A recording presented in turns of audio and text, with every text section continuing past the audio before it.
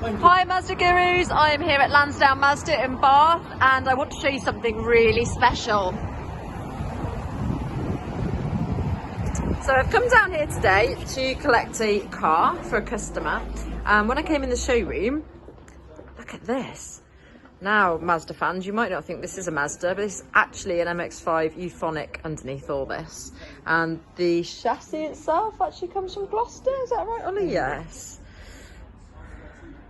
So as you can see, it's got the original euphonic wheels on it.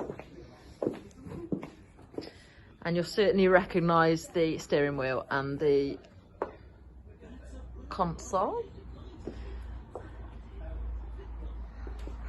Seats are slightly different, obviously.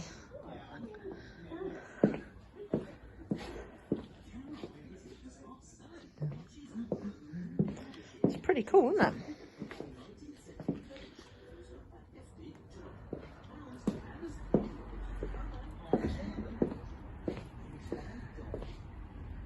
There we go. It is a Mazda underneath all that.